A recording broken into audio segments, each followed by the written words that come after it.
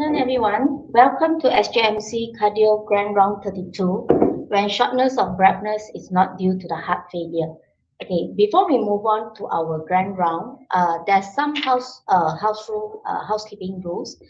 Uh, Firstly is during the end of the presentation, right? If you all have any question, you all can just scan this QR code to the Slido Q&A, or else this code 16818 okay.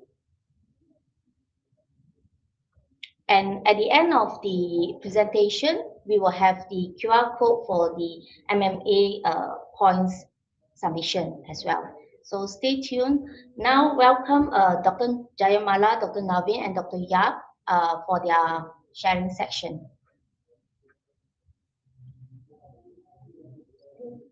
Thank you very much, Lakshmi. Now, Lakshmi is replacing Dr. Ellen Tay. She doesn't look like Dobbs, Mr. Dobbs, but okay, she's done a good job. Okay, last session we had where cough is not due to lung disease. So now we are talking about where shortness of breath is not due to heart failure. This is our grand round number 32, and we are talking about our topic is where shortness of breath is not due to heart failure. You probably realize that we are not on full screen because when we are on full screen, for some reason, the slides, you cannot see when the slides move. So we thought we would have to leave it this way. Okay, so we are going to, as usual, present 3 cases. The first case is mine, and then will be Dr. Yap, and then will be me. My co-panel members of the panel are, of course, Dr. Navin and Dr. Yap. Okay, the first case is a 75-year-old man who comes complaining of shortness of breath on minimal exertion, getting progressively worse. There is no cough, there is no chest pains, and there is no autopnea. He can lie quite flat, but minimal exertion, he gets shortness of breath. There's no wheeze as well. Pertinent points in the past history is in 2007, which is about almost 15 years earlier, he had an anterior MI, which was treated with primary PCI to the left anterior descending artery. About a year later, he had some chest pain, and he went to another hospital where supposedly there was some amount of restenosis, and he had another stent inserted in the same spot. In December of the same year, he had another angiogram, which was done in SJMC, and everything was fine. All the stents were patent, and there was no evidence of stent restenosis. The other medical problems he had was, yes, transitional cell carcinoma of bladder, first diagnosed in 2009, and it recurred in 2023, just as hematuria. He has hypertension and he has diabetes. Next slide, please. These are the medications he is on. You notice he's not on a beta blocker, so we can't blame a beta blocker for his cause of shortness of breath. Cardiopyrin, Novas 10 mg, Lipentil 145 milligram daily, Genomet, Nicardis Plus, and that's his fish oils and Centrum. I don't believe in this supplements, but that's what he wants to take. Okay, he has been smoking churut for many years, and that's part of the reason why he doesn't like to come and see doctors, because every time he comes, he gets a little scolding about smoking. No alcohol. He's 78 years old, but he still runs his own business and is quite active. Next slide, please. Clinical examination, rather unremarkable. He's quite thin. His BMI was only 23. 72, his heart rate regular, blood pressure 120/80. No signs of heart failure. 12 rhythm, lungs clear, JVP flat, Oxygen saturation, 98% on room air. Next, please. Okay, first question to Dr. Navin. Based on what I have given you so far, what would be your initial diagnosis and what would you do next, Navin? Okay. So based on the clinical history, one of the things top of my list would be chronic obstructive airway disease, right? Because he's a chronic smoker. The other thing would be to rule out heart failure because he's got a previous heart attack. But I think from the examination, we can sort of rule that out. He doesn't have any symptoms of heart failure. The other thing, probably any lung related issues, right? Besides COAD, he's also a smoker. And you mentioned about recurrence of cancer, whether he has any metastasis to his lungs, causing maybe pleural effusion that can also present as shortness of breath. The other thing would be pulmonary embolism, again, because of his history of underlying cancer, that would put him at a higher chance of developing pulmonary embolism. Finally, given his history, the other thing is, can this be actually the presentation of coronary artery disease? Whether he has a de novo lesion or whether there's restenosis of the old stents. So this would be some of the diagnoses that I'll be working to exclude on. And in terms of what would I do next? Okay, so simple things, an ECG, some blood tests, definitely a chest X-ray, and probably an echocardiogram as well. Okay. The only good thing was in room air, his oxygen saturation was 98%. So that probably makes pulmonary embolism and maybe even significant COAD less likely, but maybe it's emphysema, don't know. Could still be pleural effusion. Well, his blood tests are shown normal renal function, lipid profile not bad, although by today's standards an LDL of 2 is probably a bit high. Diabetic control, not bad for a 78 years old, HbA1c of 6.9 and an HB of 13.8. It has always been about 13 to 14 range. Next, please. This chest X-ray is ECG. Could you comment, Dr. Navin? The ECG looks fairly unremarkable to me. Sinus rhythm, probably a bit of left ventricular hypertrophy, but I can't really see so clearly on this picture. Good R wave progression. Okay, so nothing much on the ECG. Chest X-ray, well, I mean, you can argue and say it looks slightly hyperinflated, but no pleural effusion, no obvious masses. The heart size looks normal as well. I think I agreed with you that it was, the chest X-ray looked quite normal, and I thought it was hyperinflated. Yes, Dr. Yap, what would you do next? So we have some blood tests, ECG and chest X-ray, which don't use. But you can get this in heart failure also, where your X-ray may not show a lot of fluid overload, and yet the patient could still have some heart failure. So I'll be interested to know whether there's possibility of heart failure with NT-proBNP on the blood test.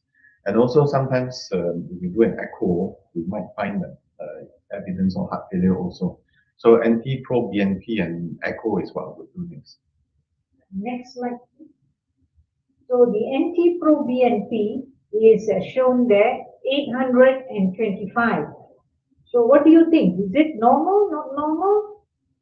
If you look at a young patient, a BNP of greater than 600 generally we can regard as out of range or abnormal. But in fact, this patient is 75 years old, so I would like to see the reference range for the age range of the patient because it is different. Next slide. So this slide shows that the elevated BNP depends on your age. So if your BNP, NT-proBNP is less than 300, that would be definitely normal. But as you go older, so above 50, above 75, the range is higher. So this patient who is age 75, maybe if you look at the last line, I think age 75 or greater, your BNP should be greater than 1,800 to be abnormal. So if BNP is 825, I would say it's still within the normal range. So it does not suggest that it has heart failure. Next slide. Okay, so the echocardiogram was normal. I don't have it here, but it was normal. Next slide. So, Navin, what do you think you would want to do at this stage, and how would you manage it? So I think we've done most of the basic tests, and we've ruled out quite a few of the differential diagnoses. The other thing is probably get a lung function test to see if COAD is still one of the possibilities for his shortness of breath. Or, we can also get a respiratory physicians on board as well for assessment. The other thing that we still need to rule out if it's due to ischemia. He 78 years old, probably. I'm not sure if he's fit enough to walk on the treadmill. If it's not, we have to discuss about other modalities to rule out ischemia as well. So I think this patient, next step, I would get a respiratory physician on board first, and then take it from there. Okay, yeah, I did follow exactly what you had said. A physician to put him on inhalers, and patient came and told me no improvement, wasting my time. So he couldn't do a stress test. In fact, the moment I mentioned stress test, he said no way, out. So we decided we will do an angiogram, diagnostic angiogram. Why not a CT scan? Because at his age, at 70 something, I'm worried whether there's a calcification, whether which tends to increase with age, whether we can really see things properly. Number two, he had stents, and if you really want to see the stents properly, probably an invasive angiogram would be a better choice than a CT angio. So we all opted for a CT angio. Unfortunately, you can't see this very clearly, but yes, he had in-stent restenosis. The other arteries were perfect. 75 years old, still smoking churut, other arteries perfect, and only the stents had restenosed. Next slide, please. So what I did was, I dealt with it with cutting balloon, and I didn't put in a new stent, just drug-eluting balloons, and fixed it up. And after that, he never came back, but the wife who comes to see me and the daughter who comes to see me, dad is very well, he's running all over the place, and he jumped back to his business and still smoking his churro. So next slide, please. So what are the teaching points? I think the first thing is that early treatment of MI. This man had presented more than 2007 with actually chest pains, anterior MI, which we dealt with actually quite fast, I think within 3 to 4 hours.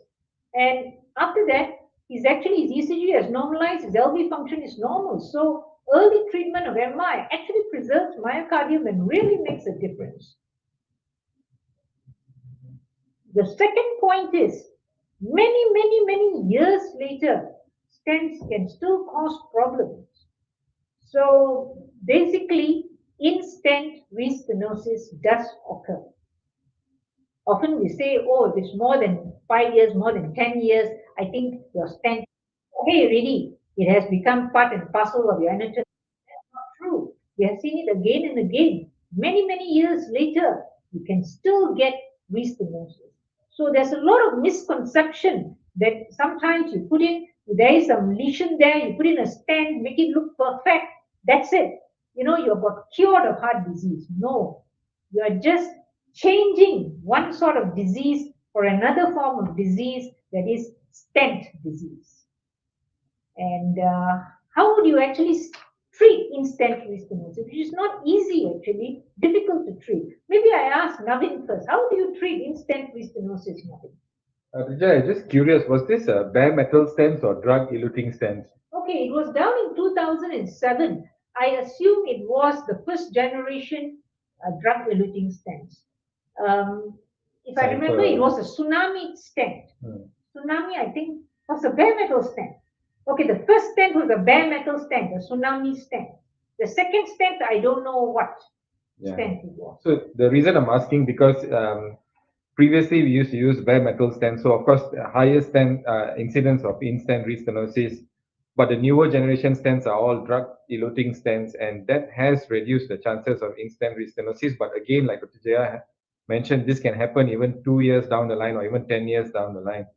So how do we deal with it?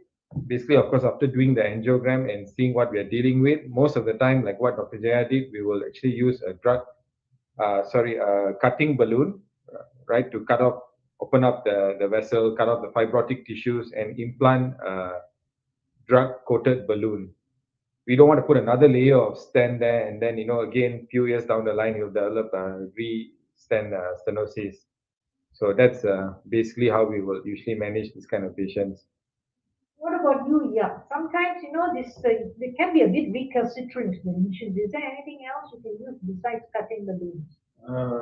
Yeah, I mean, with in-stent restenosis, and a tool that's quite helpful is actually intravascular ultrasound also.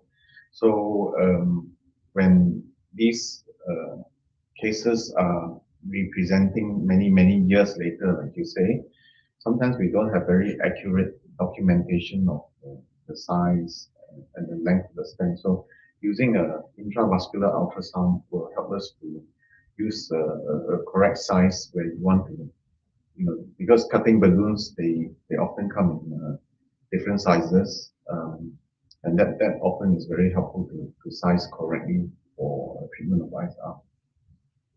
So basically, it's not in-stent restenosis is not an easy to treat. So we have to think carefully before we put in a stent the first time. And the first time when you put in the stent, you must get it right. The third teaching point I learned from this case is myocardial ischemia may just present as shortness of breath without chest pain, especially in the elderly and in diabetics. This is something we always teach, but sometimes we forget. And this was something I relearned with this case. Okay, so maybe we can go on to the next case, which is Dr. Yap. I pass it on to you, Dato', for you to present. Okay, so I have presenting an interesting case of a patient with breathlessness. This lady was 72 years old, came to my clinic for the first time, and basically complained of over a month history of progressive breathlessness with a bit of associated chest discomfort. So her past medical history is dyslipidemia only, not bad for a 72-year-old lady. She's only on simvastatin 10 milligrams. She doesn't smoke, and she's has been a housewife for a number of years. So on examination, her BP is reasonable, 140/60, and her oxygen saturations on air was 95%. Heart sounds are normal. There was no sign of ankle edema, but she did have reduced breath sounds on the right lung base. So this lady just presents with breathlessness only, not many clues, 72 years old. Can I ask Dr. Jia, what would you do? I think in view of the clinical finding of some decreased air entry, I would probably ask for a chest x-ray first and take it up from there. Okay, so in my clinic, I was already considering what this could possibly be. Obviously, in our clinics, one of the first things we think about is could this be heart failure? Yeah, actually, it could be heart failure with possibly a pleural effusion on one side, maybe.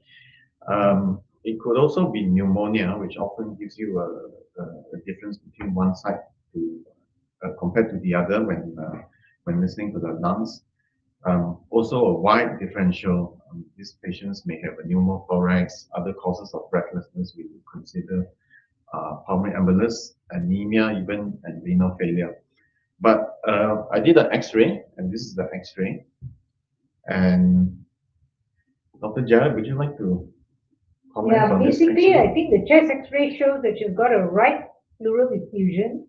That possible there might be a mass there as well, although I'm not very certain on this view. Okay, so yeah, so the X-ray was reported by our radiologist as a right-sided pleural effusion with a little bit of mediastinal shift to the left. So I also put up the blood results because the initial screen, in order to rule out anemia, renal failure, and heart failure, these blood tests show that her HP is normal, renal function is normal, and her NT-proBNP is also in the normal range, as well as the troponin was normal also. So we do the usual chest X-ray, blood test, and ECG. This is the ECG. Any comments? I think the ECG a bit difficult to see because it's rather small, so maybe you should just interpret and tell us what the ECG okay. is. Actually, essentially normal. There is a little bit of T wave flattening in two leads to AVF, and also in the anterior leads V1, V2, V3 also, but nothing very specific. I would doesn't give us a lot of clues for ischemic heart disease. And also we did an echocardiogram. So the echo basically shows that her LV size and RV size are both normal, and then her LV function was normal with no significant valve lesion. So in summary, here is a 72-year-old lady with breathlessness. Echo is normal, so this doesn't suggest heart failure, but she has a right-sided pleural effusion. So what should we do next with this pleural effusion? I would just pass her off to the physician. They probably will want to drain it and see whether there's anything behind it, whether it's a transudate, exudate, etc. So I'm not sure what you did. Yeah, so that's exactly what I did. I referred to a respiratory physician to have a look and ask the question, should we drain this pleural effusion? So the answer is because it is quite a big pleural effusion, and also she's symptomatic, so there's compromise. So we proceeded to arrange for a pleural drain, which is done with the pigtail drainage catheter inserted into the right side, the right pleural space. At the same time, we had discussion about trying to find the possible underlying cause. So with the pleural effusion, the possible causes were maybe still heart failure, which is looking less likely now, whether there's any infection, so bacterial infection, or even TB. And then the other thing that is very possible in a 72-year-old lady is a malignancy. So after discussion, apart from inserting the pleural drain, the part of the pleura which was thickened, so the pleural thickening was actually biopsied when the radiologist inserted the drain under ultrasound guidance. So at the same time, when she was in radiology, we also completed further evaluation by doing a CT of her chest.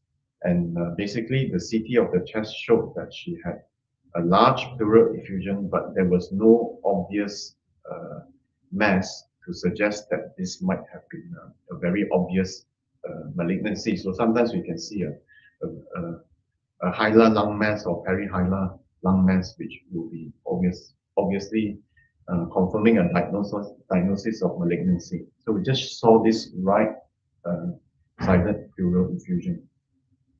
Now, we had further clues because a few days later, we did also blood test tumor markers. Okay, so these were done on blood tests, and it showed that she had significantly carcinoembryonic antigen, CEA, and also CA125. The other tumor markers were normal. So at this point, there was a high suspicion of actually malignancy.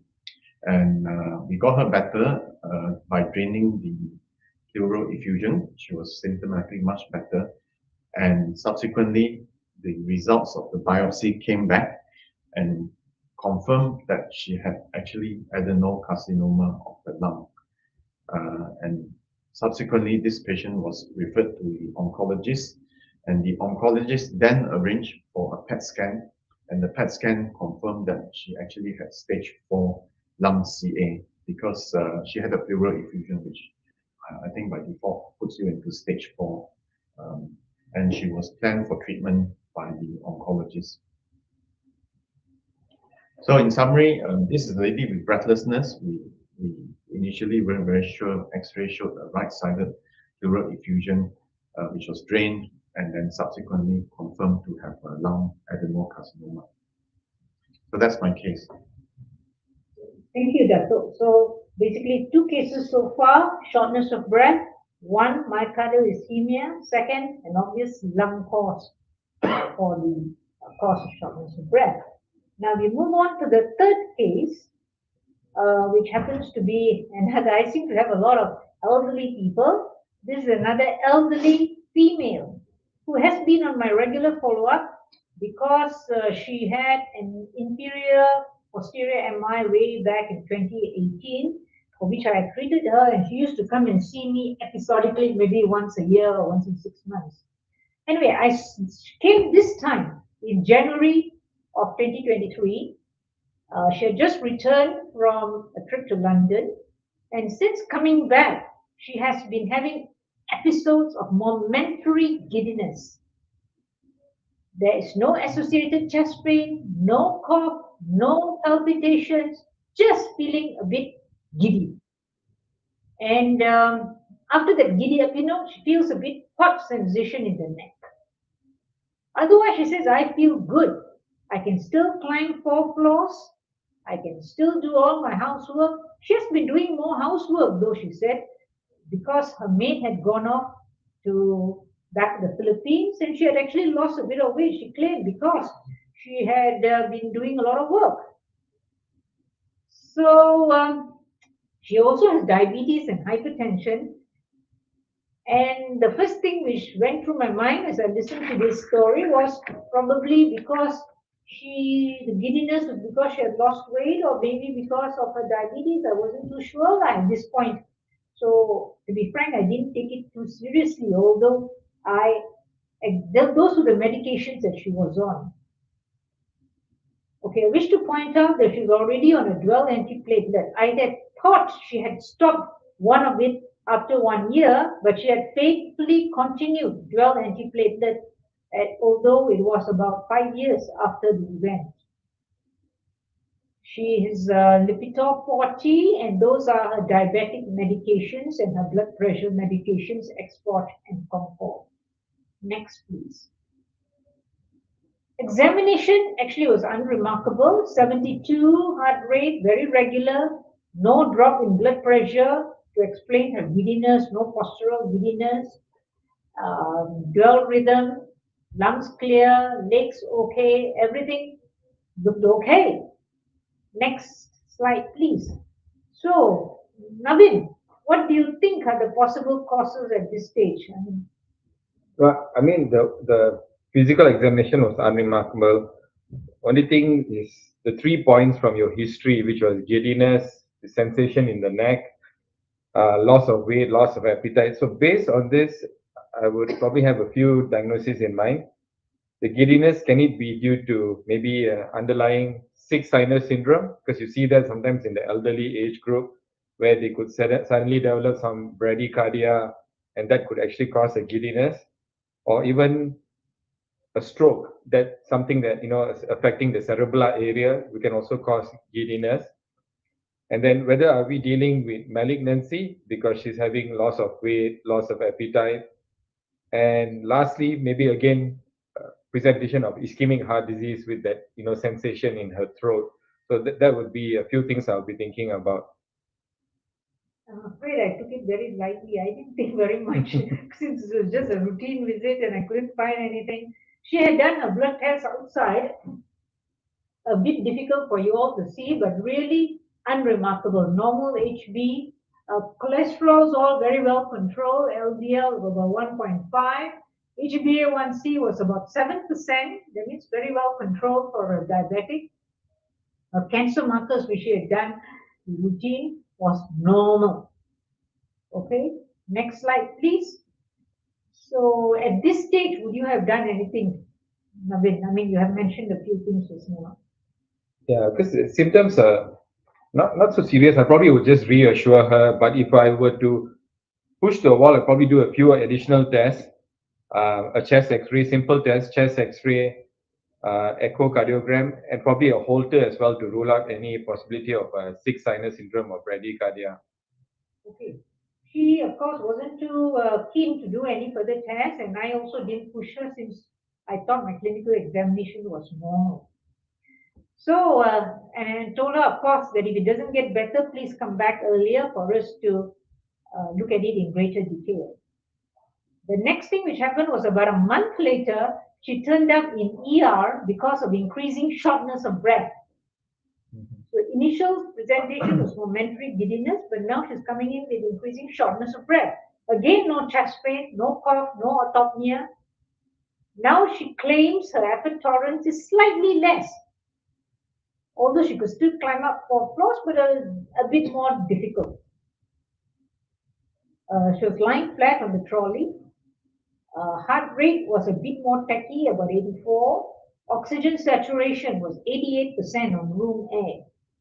Her blood pressure is still okay. Respiratory rate only 18. Dual rhythm and lungs were clear. Next. So now what do you think, Navin? Okay, so now we can clearly see that her oxygen saturations are actually compromised. So possibilities could include heart failure, right? But again, she's able to lie flat, and I assume the JVP was normal as well. Other thing would be pulmonary embolism. Okay, that's another thing that we probably have to rule out. Or pneumonia. No, but she's afebrile, right? On admission. So this is the reason, the blood test which are done in February. Hemoglobin, well, still she has not dropped her blood pressure. I mean, she has not dropped her hemoglobin. Platelets are a bit on the low side on both times. Normal renal function. And basically the troponins and the CKMB were normal, and an NT-proBNP was 1115. Yeah, what do you think? Is that normal? So again, if we refer to the chart where you look at the age range, for her age of 70s, we are also looking at the bracket of abnormal being greater than 1800. So hers is 1115, still within the normal range for her age, which makes heart failure quite unlikely in this case. Next, please. So, is there any additional investigations you would like to do at this stage? Yeah. Yeah, I think for us it's still very useful to get an echocardiogram, and I would also consider maybe some imaging like X-ray and or CT scan of heart and lung. Next slide, please. Please interrupt. Next slide.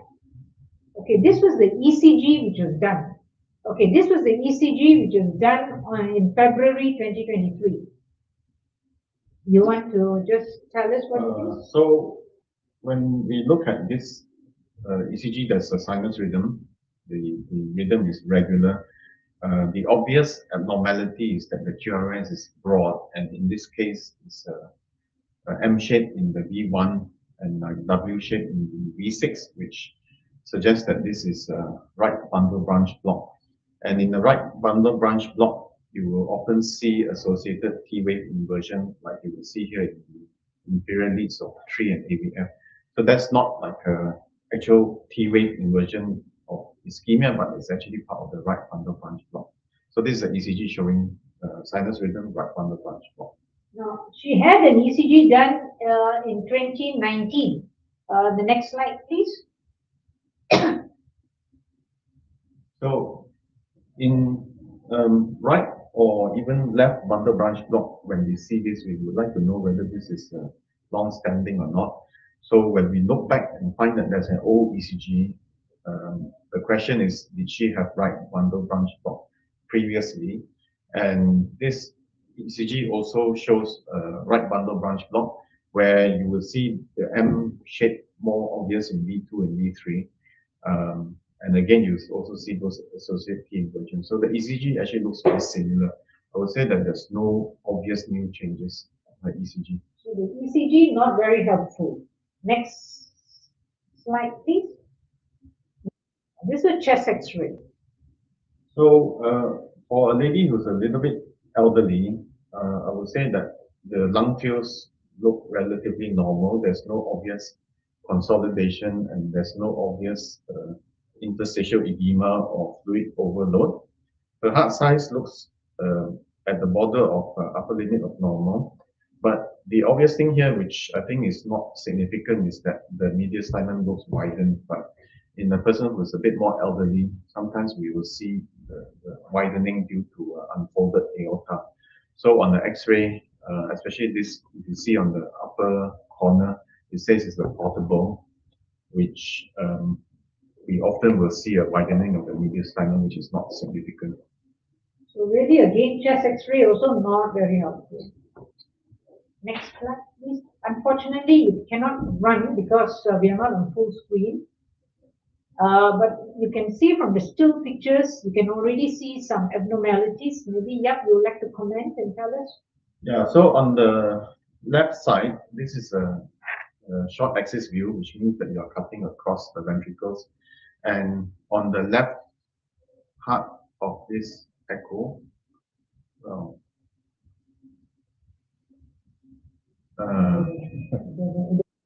it's not running very well. So on the left part, in this view, you will see that where we are pointing at is the right ventricle, and this part is actually the left ventricle. Now, assuming that the left ventricle, which looks like a normal size, the right ventricle usually is much smaller, but in this case, it looks a little bit enlarged actually. And similarly, if you look at this 4-chamber view, you will see that the left ventricle is here. And in fact, it should be the other way around. The right ventricle should be significantly smaller than the left ventricle. And in this case, you see that it's almost bigger than the left ventricle. So I would say that the echo shows that there's an RV strain, enlarged right ventricle. Next slide, please. Next slide. Okay, so basically, it showed that LV function was normal. The RA and LV were enlarged, and the estimated systolic pulmonary pressure was 68. So there was pulmonary hypertension and enlarged right side chamber. Next slide, please. So, what additional investigations would you like to do, Navin, from what we have seen so far, based on the echo? Okay, so here we have a patient who is hypoxic, and the echo actually has demonstrated that the pulmonary pressures are elevated. So the first thing now on top of my mind would be pulmonary embolism. So what I would do next will be some form of imaging, a CT pulmonary angiogram to rule out pulmonary embolism, and also probably a ultrasound Doppler of the lower limbs to rule out deep vein thrombosis, which could have led to the pulmonary embolism. Yeah, the CT thorax angio showed small linear filling defects, which was suggestive of pulmonary embolism. Now, this was not a massive pulmonary embolism, but there were small emboli, which would again suggest that for you to have such high pulmonary pressure, it had been going on for some time. The Doppler ultrasound did show there was a right tibial vein thrombosis. So she had a vein thrombosis going up and causing these problems. So what do you think, Navin? Has this been something going on for some time, or is this something very acute? This appears to be something a bit chronic, the fact that she's been tolerating it for quite some time. And usually, like what Dr. Jaya mentioned, if the patient comes in hypoxic, RV strain, pulmonary hypertension, sometimes it can be a massive pulmonary embolism. So these are probably smaller embolias that have gone to the segmental arteries, and it's caused her to have chronic pulmonary hypertension. So this could be a possible cause for her momentary giddiness that she's been having. Maybe she's been throwing small emboli. Possible, yeah. Next slide, please. Possible causes for her. For the chronic pulmonary emboli. Why do you think what are the possible causes? Possible causes, she's probably had recurrent deep vein thrombosis, and this has actually thrown out little emboli that have gone to the lung. Probably been happening. I know she had history of recent travel as well.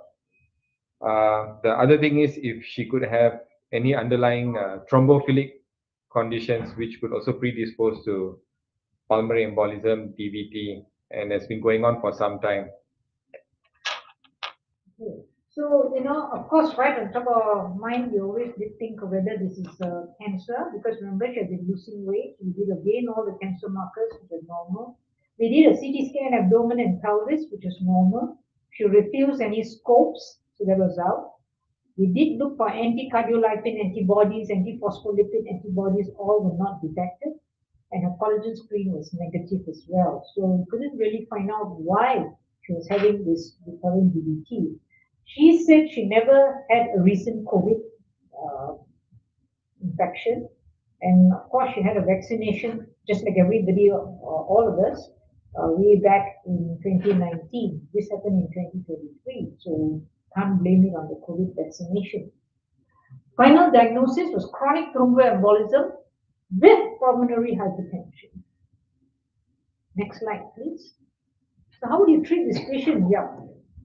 So for treatment of pulmonary embolism, I think that there's two things here to consider treatment. One is pulmonary embolism. The other one is pulmonary hypertension, which is associated. So maybe I will just talk about the pulmonary embolism. In the old days, I mean, it wasn't even that long ago, it would be heparin, which is low molecular weight heparin, and then subsequently warfarin. But now we are heading towards mostly NOACs now. So the two that are commonly used is either apixaban or Xarelto, which will be initially twice a day dosage for a certain period of time, for example, 3 weeks. Then the dosage will be adjusted according to the guidelines subsequently. So NOAC basically for this patient. Okay, I did exactly what you did. I stopped. Now remember, she was on dual antiplatelet, and for her dual antiplatelet to get DVT, I guess it was not something that we had thought about earlier because she was on dual antiplatelet, but she did develop DVT and pulmonary. So the dual antiplatelet was stopped, and next slide, please. She was switched to apixaban. Next, please. Next slide. Okay. Okay. The previous slide, please. And because her oxygen was still very low, we advised her to get oxygen at home. Okay. She went home. Next slide. Initially, she felt okay, but oxygen saturation still remained less than 90%. And after 3 months of being on NOAC, she again began to feel not so good, more breathless, and she was developing bilateral leg edema. So what is happening now, Navid? Well, I mean, the fact that she was doing well, but again, she's deteriorated. One possibility is, although the chances are slim because she's already on the NOAC, whether she's got a new pulmonary embolisms, right? So that's causing worsening of the symptoms. The other possibility is she seems to have developed features suggestive of right-sided heart failure here, where you can actually present with, edema, ascites, and increasing breathlessness. So I'll probably have to repeat the imaging, do another CT pulmonary angiogram to see if there's new pulmonary embolism, and also probably repeat her echo to see how bad is the function of the right side of the heart now, and also at the same time assess the left ventricular function. Next slide, please.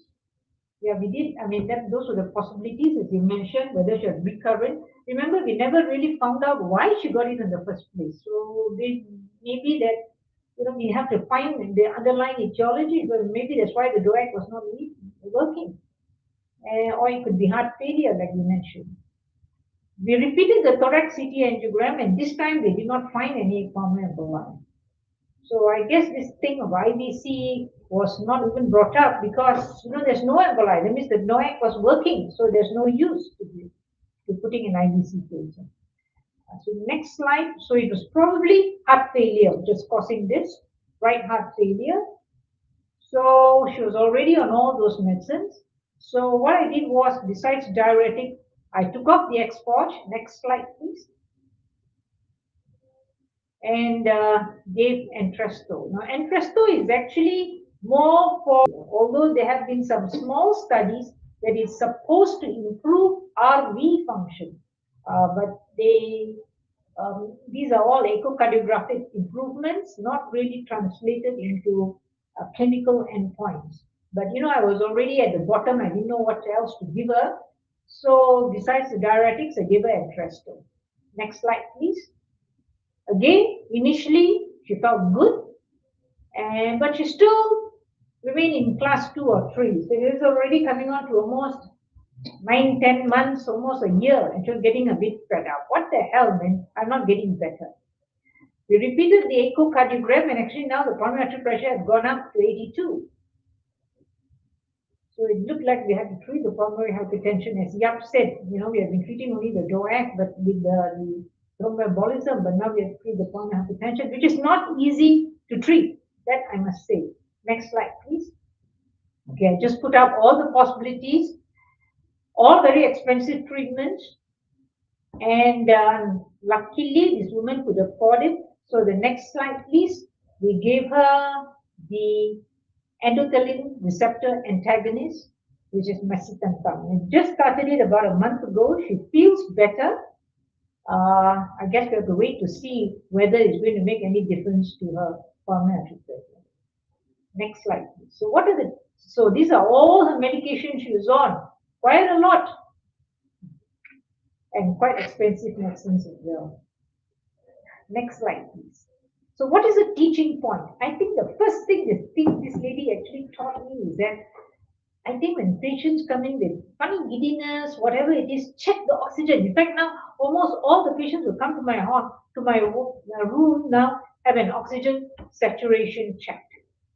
So that's why my first case had an oxygen saturation measured 98%, because it came only, this was a more recent case compared to this case. Maybe if I judged her oxygen saturation at that point, I may have picked it up.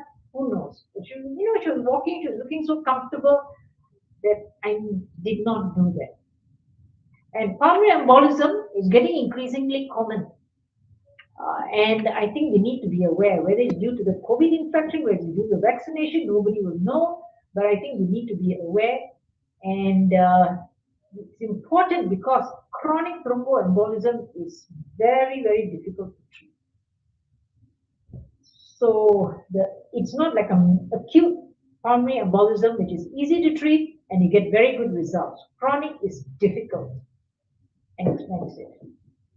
So I think checking oxygen saturation is a good clinical examination. Any comments from my colleagues, Navin or Yap, about this case? So I think pulmonary embolism is a relatively interesting case to have, because like your case here is very, very difficult to identify a specific trigger or primary cause why this patient had PE. Recently, I've seen some cases. I saw a case where a patient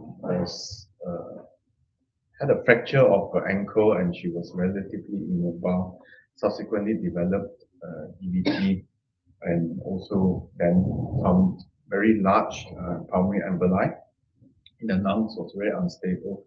And then another case that I saw was a patient who has disseminated stage 4 cancer, which is another risk factor. And this patient actually presented with breathlessness and had pulmonary embolism.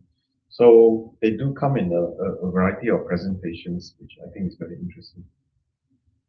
Yeah, and like what Dr. Jaya mentioned earlier, if you pick it up early, you treat it early, and sometimes they recover very well. So I've had patients who on the initial echo, the right ventricle is so dilated, but within a week or two, when we treat and the embolus settles, the heart function actually improves.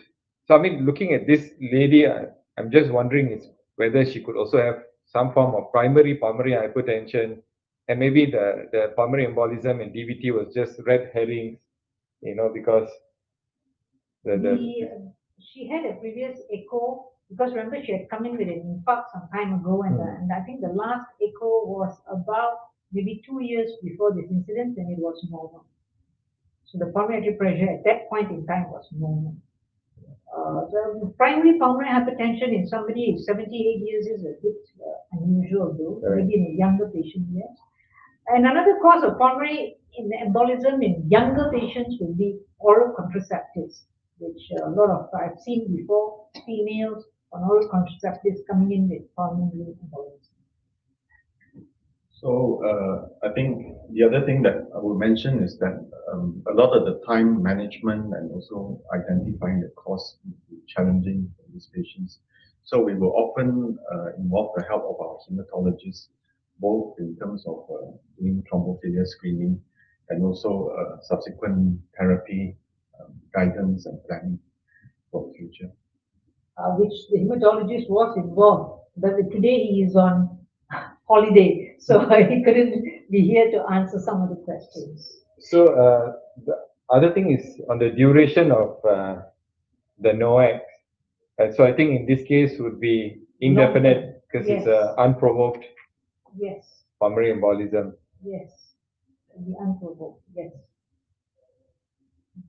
So I think next slide, please. Okay, so that will be the last of the presentation. Thank you.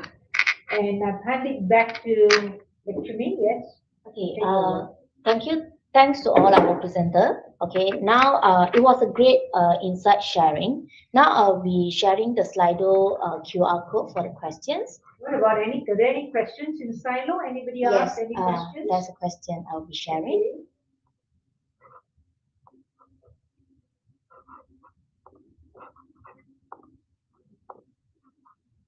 Okay. Okay. Would you consider a bypass for restenosed stents? Yes, it will depend upon where the lesion is. If the lesion is in the right coronary artery or a circumflex or in a mid LAD or distal LAD, it doesn't, and the other vessels are fine, it doesn't make sense to send a patient for a bypass. If the restenosis in a proximal LAD, yes, you can consider a bypass.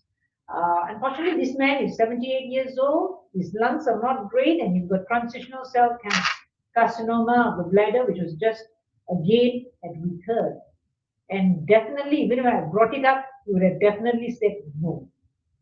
So, although in theory, yes, it would be excellent bypass to send the stay with a bypass and be end of the story, but in real life, it may not be the best solution for the patient or something that the patient would accept.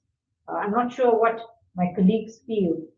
Yeah, I agree with what you said, Dr. Jia. I mean, if it's just a single vessel lesion, elderly gentleman with other comorbidities, I think probably bypass is not the best option.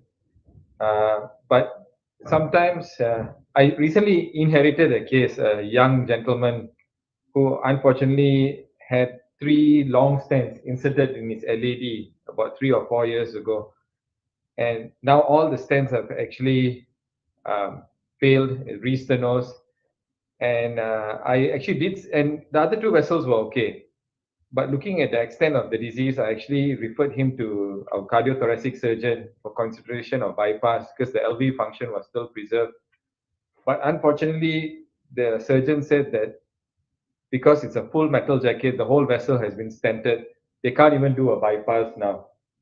And we tried to open up the existing vessels and see if we could actually balloon it, but couldn't cross the lesions and because of very dense fibrotic tissues and restenosis. So these are things that we are worried about with implanting multiple stents and long stents, and sometimes the patients are left with no options.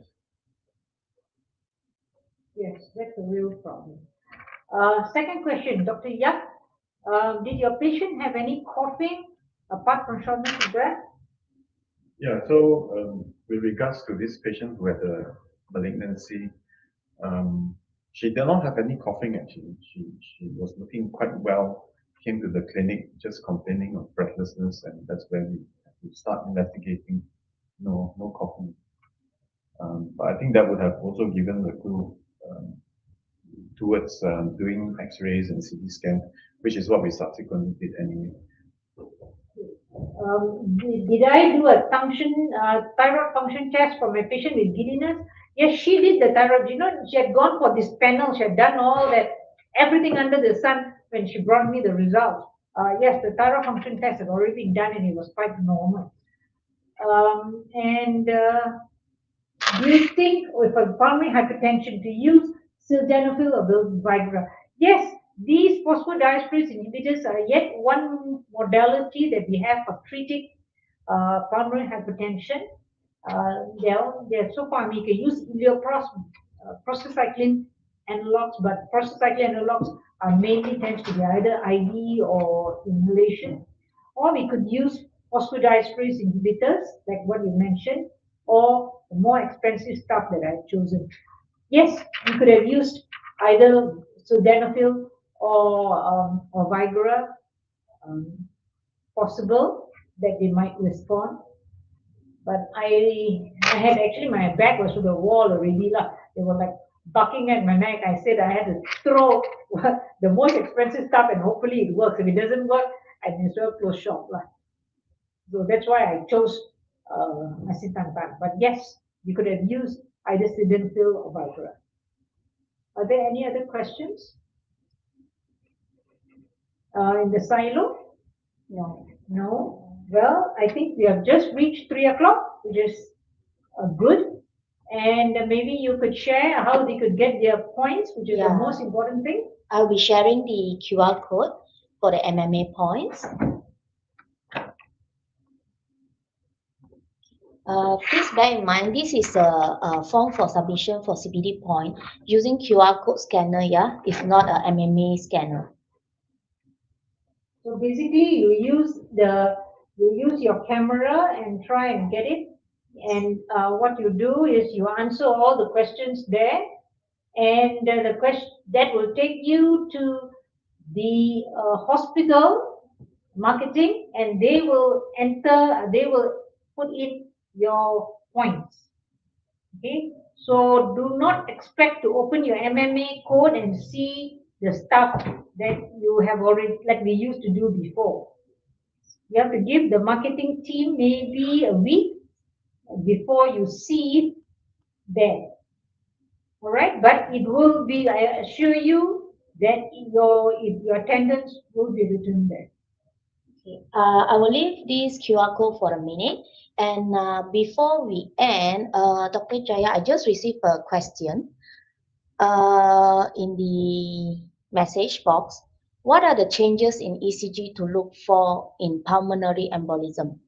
Okay, maybe you want to answer that? Yeah, actually, the basic changes we are looking for is, I would say, it's actually tachycardia. So from my experience, most of the patients who are unwell with large PE, they just have a tachycardia.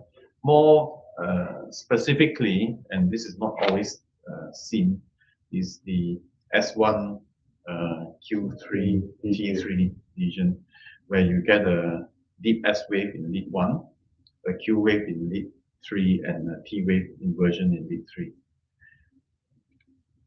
Yeah, so basically, as mentioned, but this patient, she already had a right bundle branch block, and I think we couldn't see those changes there. But there were a lot of things, because it was a chronic thing going on for some time. That's why we probably didn't see those. In acute, you will see all those changes that we mentioned. Anything you would like to add to that? Yeah, I'm sorry, Navin. I think it's already mentioned all that. changes you usually see. All right, any other thing? If there's no other, we will end the session now. Thank you, everyone, and have a great weekend. Thank you very much, Thank you. everybody. Thank you. Bye Thank bye. you. Thank you. So actually, it was not a problem with mine. See, it was